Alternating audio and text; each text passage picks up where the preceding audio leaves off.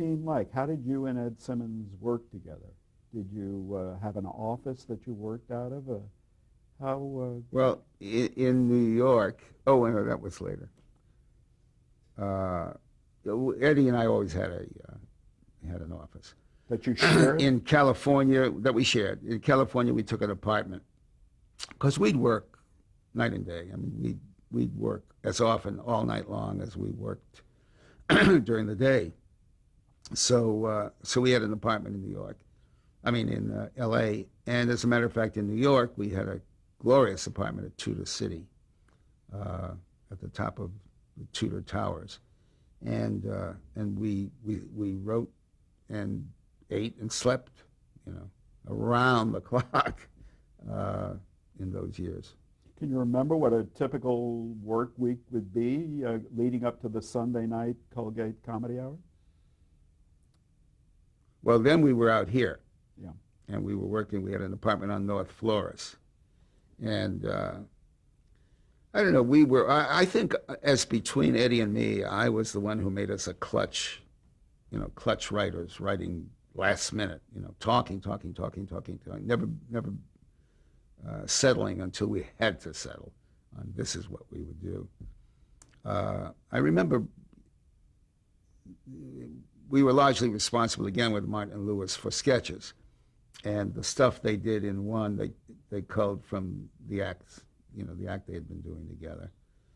So we did two major sketches each week. I remember in New York on the second show, David Susskind was the agent for the show. I mean, these were such Martin and Lewis was such a giant success in the years when there wasn't that much television, there wasn't that much, one realizes when one thinks about that moment in time how inundated we are with media and news and events. I just have to say parenthetically, my wife and I were at the opening of The Lion King in New York, which takes the American theater to an entirely different level. It'll be 50 years before this woman will be copied. It is such a piece of original. And we knew we were experiencing an experience of a lifetime. And talked about it for a couple days to anybody who would listen. But then Titanic was opening. And Titanic, it's hard to overstate the amount of press about Titanic. And then Saddam was doing something, and then the president. Every minute there was something more that's grabbing your attention. So moments of, that you think would be incandescent in memory, and I forgot already what that parenthetical statement took me entirely out of what line I was following. You were talking about how hot Martin and Lewis was. Oh yeah. So it's hard to remember a time when the next day, that part of America that had seen the show, which was appreciable, were talking about it the next morning to that part of America who hadn't seen it, But everybody was focused on some, extraordinary hour they spent because Jerry was a piece of real genius at that time, and the show was just an explosion.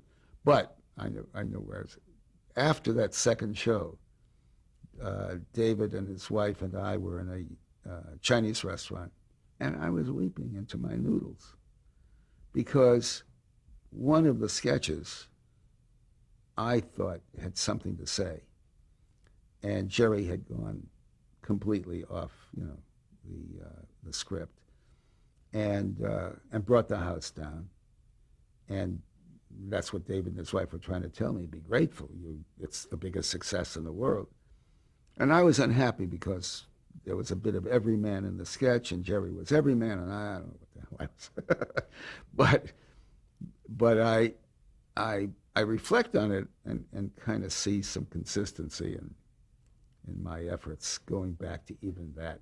So there was Insane social time. consciousness at that point. Yeah, yeah, and misplaced. I mean, because it had no business. I had no business dealing with that or attempting to do it with the talent of a Jerry Lewis. But nonetheless, I persisted in feeling it should be. Where did your experience with Martin and Lewis take you to? I mean, did it take you to the next step in your career, obviously? Yeah, Eddie and I had it with Jerry after 3 years. Difficult or so. to work with? Yeah, I mean, it's easy to talk about because I think the world has watched Jerry turn from comedian to God. And as soon as he started to become godlike, it became very difficult. Was there friction between him and Martin at this point? There was always a competitive friction, one-sided. Dean was competing with nobody. Jerry, when we were in rehearsals at the Paramount Caterers in New York, there were times when Jerry would come into work. We'd find him lying in a corner in a fetal position. His doctor, Marvin Levy, would be flying in from California. And all that was going on was that Dean was hilarious. Dean was hilarious. Dean had a finger, or maybe it's two little fingers, that could make me laugh just the way he moved his finger. I mean, Dean was really terribly funny. Jerry was an original piece of genius, but I've seen it happen with other comedians. I don't know what that phenomenon is, but suddenly they become, so knowledgeable about everything and have to control everything and are spouting on about things they know really nothing about. We watched that happen to Jerry. That adorable genius was lost in this, So you and Ed Simmons decided to move on? So we moved on, yeah. And where did you move on to? Was that the Martha Ray show? The Martha Ray show. She didn't have that much of a reputation either as being the most easy person to work with. Martha Ray, I adored her. I don't remember having a difficult time with Martha Ray. Difficult time with her talent. I mean, to hold her talent in was difficult. She, like Jerry, could just explode and go off script, and especially if she listened to her manager, former lover, former husband, Nick Condas, who was also a great guy, but a pain in the ass when you were trying to do your work, because he would coax her to do things that you just... that's when I started to direct. After a couple of the Martha Ray shows, I started to direct them also. So, she was doing a comedy variety show as well? No, we were doing Nat Hiken, who was, I think, the best of the breed. I don't know, were you doing these tapes when Hiken was around? No. I mean, what a loss, what a loss. I always thought he was the best in our field. He had done a year of Martha Ray, and he had established the book musical with Rocky Graziano playing her Goomba. And we should explain Rocky Graziano. Rocky Graziano was the middleweight, welterweight. He won a couple of championships, boxing championships. He was one of the great Italian mix-em-up fighters, and a wonderful personality. And Nat Hiken hired him to be her Goomba, Italian for great friend. And he did every other week a book musical using current songs and old songs, but brand new, fresh books. 3-act progressions, I mean, a solid book musical. And Eddie and I came in to do the second and third years of that show. So we were writing an original book and bringing music to it and so forth at Tudor City. And in those years, you could go into the Alwyn Pharmacy and buy Dexedrine over the counter. you could buy Dexedrine and Seconal. I don't know. Seconal probably wasn't legal, but you could buy it. So we lived on Dexedrine to stay awake, Seconal to go to sleep. It's amazing to, you know. But you were still in your 20s, And right? I didn't know anybody that got drugged out yeah, well, I was in my 20s, but this is the way we worked in live television. This is up at 8, off at 9. And Martha Raye was live with 12 dancers, maybe 15 scene changes, and a moving story live. I mean, it was, so Eddie and I, we would, if the script was due, you know, Friday morning, I don't remember what our schedule was, but if the script was due Friday morning, we would have to have had by Tuesday or Wednesday, at the very latest, the meeting with the guy who was going to do the orchestrations, the set designer and builder and so forth. And even then, we would barely know what the hell we were going to do, but we would say the kitchen, park, street corner, and not have written it, but have a thrust of where we were going and these songs. And then we'd sit down and write for 18 hours and sleep for 4 and then write. But the way Eddie and I worked was he took one part of it, I took another part of it. We talked endlessly first, and then I would rewrite him, he'd rewrite me. What was his strengths? Ed Simmons? Yeah. Just a wonderful, wonderful comedy writer. Right. And the lover of what he did. Brought great enthusiasm to it? He brought enormous enthusiasm. Was comedy his He's focus? the guy who came to California to write comedy. Right. I did not. Right. He's the guy who, enticed me, induced me to do a couple of things with him until we started to have a career. Highly intelligent guy? Sensitive? Highly intelligent guy and too good a poker player. We had too much time alone together and played too much poker, at which I lost all the time. I'm sorry, not poker, gin. We played it's hard gin. To play poker with two people. Yeah, we played gin endlessly when we should have been working, and I lost all the time. Were you working with other writers? We did work with other writers on the Martha Raye show. It was the first time. As a matter of fact, Danny and Doc Simon were working with us. We had hired them to work with us on the Martha Raye show.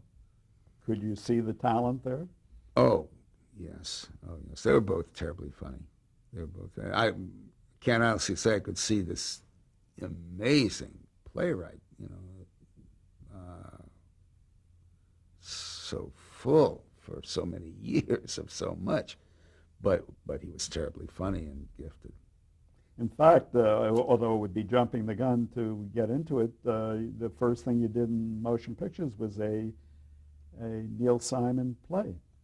Come Blow Your Horn. Years later, Bud and I were at Paramount Pictures to do television. But Neil Simon sent me. He was still Doc then. He sent me a play called One Shoe Off, which he was trying to mount at Bucks County, and he needed $75,000 to put it on. A fellow by the name of Jack was running Paramount Studios, just lost his name, and I took the script to him, and I said, I think there's a movie in this, and he agreed. They paid the $75,000 for the option on it, or to buy it, I guess, and we had. It later became Come Blow Your Horn.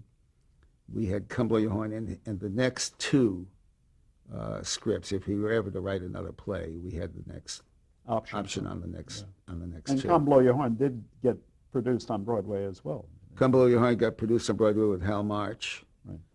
But let me get you back, Yeah, okay. Martha Raye. The Martha Raye show wasn't particularly successful, was it? I remember it as successful, but it was destroyed by things that would suggest it wasn't as successful as I remember it, because I don't know that this should have destroyed something as successful. But But my memory is that it was quite successful. And then we did one show with Tallulah Bankhead as a guest star. She played the Good Fairy. Again, we should tell our listeners and our viewers who Tallulah Bankhead was. They might not know. She was a great lady from stage. Tallulah Bankhead was one of the premier Broadway stars, and she did several pictures. She did Lifeboat, but she never made it in film the way she did in the theater. She was and a personality that was quite unusual, to say the least. Quite unusual, forceful, dynamic personality. So Tallulah was on the show. It was in the year of the $64,000 Question, was the big show on television. And a little girl, June somebody, 9-year-old black girl, won the $64,000. I think her subject, I can't remember what her subject, but she won $64,000. So she was in the middle of her 15 minutes of fame. And we grabbed her to star. So the book was about a little girl's dream and fantasy, in which Tallulah Bankhead was her fairy godmother.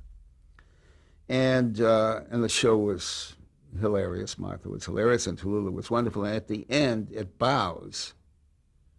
Tallulah picked this child up, and both Martha and Tallulah hugged and kissed this child.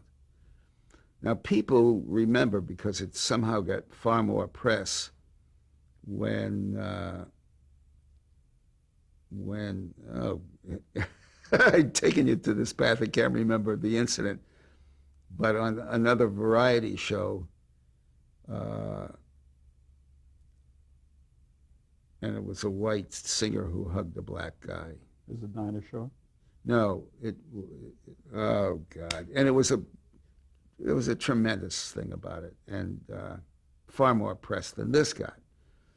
But the two women hugging this little black girl, kissing her, resulted in a flock of letters, and we were put on notice. And we had, this was in the years when the advertising agency controlled the shows. They hired you, they fired you, they hired the stars. J. Walter Thompson was the agency. You don't know who the sponsor was? Yeah, the sponsor was a shampoo. The sponsor was the Revlon company, but I'm trying to remember the name of the guy, because in those years things were far more personal, and you saw him. Charles Revson. Charles Revson. And yeah. And it was very upsetting to them. The next show, we had Douglas Fairbanks was the guest. Senior or junior? Huh? Senior? No, junior. He was married to Lady somebody. And we did a takeoff in the course of this story on Guzzler's Gin, which is the famous Red Skelton, well, preceded Red Skelton really too. Somebody is drinking gin unconsciously and thinks they're drinking something else, and they're getting drunk in the course of it. So I was directing, and I had asked Martha in the rehearsal to think of herself as Myrna Loy, where the bubbles were touching, and that was, and she's just getting a little giddy the way a Myrna Loy or an Irene Dunn would get giddy, and play it at that level. And I thought she was hilarious. Evidently, Nick Condas, the aforementioned Nick Condas, her manager, and a wonderful guy, but it's difficult in this way, had no respect for what the director had to say to his star.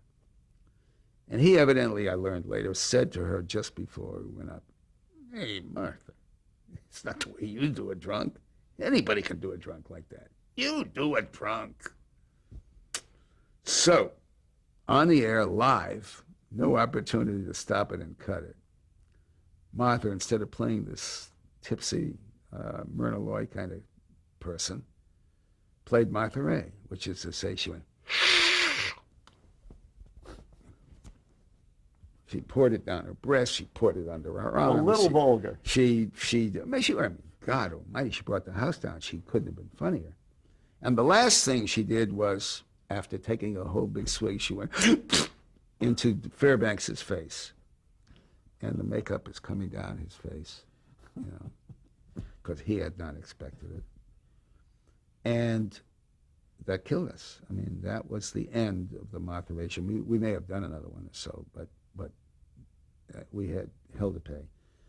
But I remember going backstage wanting to find an irate and angry Douglas Fairbanks and especially his wife, you know, who would help me with Candace and, you know. But Mrs. Fairbanks thought it was the funniest thing she'd ever seen. She just loved the way the makeup came down his face. And he never had a better time, and I didn't have an ally.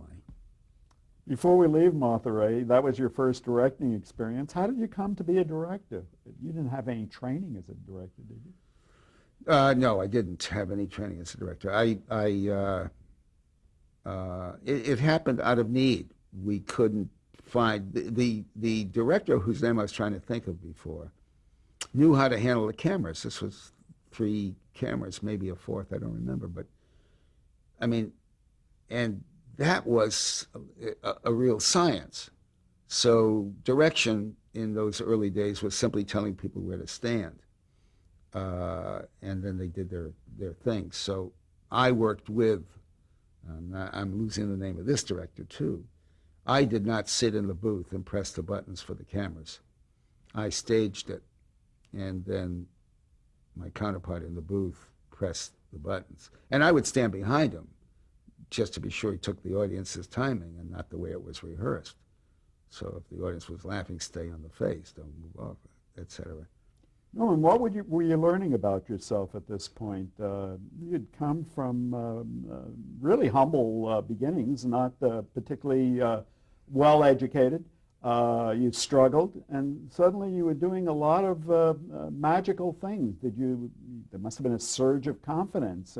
Did you suddenly find that you had talents you weren't even aware of previously? No, the kind of confidence that you, I think, are referring to came later. We were clutch writers, or I was a clutch writer because I was terrified. I was terrified. I would gain we'd finish a script at, say, 4 o'clock in the morning. I would finish it because I was still working on it. Eddie knew it was fine, but I was still honing out of my compulsion, you know, words and probably periods and decimal points. But we'd finish, let's say, 4 o'clock, and I'd fall down for 3 hours. I'd get up and I'd be at the mimeograph. Does anybody within the sound of my voice remember mimeographs? Somebody was turning and pages were coming out, and I would be down to the mimeographers because we had a 9:30 rehearsal, being sure that the pages came out right and were collated correctly. I mean, I was nuts. And then I'd be on my feet with a cast.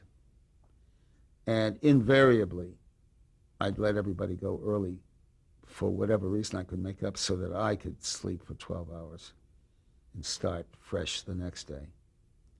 And then I'd be fully confident. I mean, I'd be, you know, once the script was done, once I had made spent the initial couple of hours with the cast, then all the confidence would come back. How could you maintain a home life with that kind of a schedule? Did I say I maintained a home life? No, you didn't. I didn't say I maintained a home life. I had an awful lot was going on in my life too. I was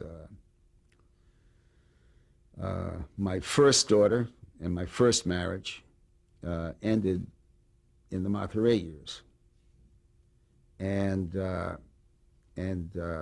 my second marriage began shortly after. My relationship and marriage began shortly after. So all of that was happening. I had and then in the second marriage, we started to have children. I had a daughter from the first marriage, too. So there was an awful lot going on. And, you know, I was joking about, did I say I spent time in my, you know, I was always a guilty father because I thought I didn't spend enough time, and I thought I was always right about that. And I rather think I was. But I remember my two middle daughters taking me aside when they were 21 and 20 or something like that, and telling me, "Dad, I've heard you say that. I'm tired of hearing you say that. You know, you were always there when we needed you. You're always there for us. And you forget all those years when you were in a room in the house. The door was closed and it was full of cigar smoke, but you were there for us. You were writing night and day, you know." And so You're busy earning a living, which a lot of fathers have to. But see, I'm going through it again now with a small family. I've got twins who are 3 years old and a son who is 9 years old. And I feel exactly the way I did then. I'm guilty for sitting here with you when I could be upstairs with the twins. Your second wife was the very capable and formidable Frances. Yes. How did you meet her? I met Frances Lear, Frances Loeb. I'm trying to remember the year, but I flew overseas. A fellow I became very friendly with was a navigator in a plane that used to fly off our wing. We became very close friends. And I'm living at Tudor City with Ed Simmons. My first wife and child are out here. She refused to come back to New York, and that's what started our separation. And I get a telephone call. I don't know, it's 8 or 9 years after the war or more. And my friend Leonard Sosner is on the phone. He's seen my name on the screen. He traced me somehow through NBC. "God, Leonard, where are you?" "Well, I'm with a friend, and his girlfriend lives on 38th Street. Where are you?" I said, "My God, I'm at 41st Street." I went over to the apartment, and Frances Loeb opened the door. He was with his friend who was dating Frances, and that's how we met. Was she working? Was she a professional? Oh, yeah, no, Frances was the buyer of sports for Lord and Taylor. She ran the sports floor at Lord and Taylor, was the buyer of their sportswear. We have to pause now for change. Station identification.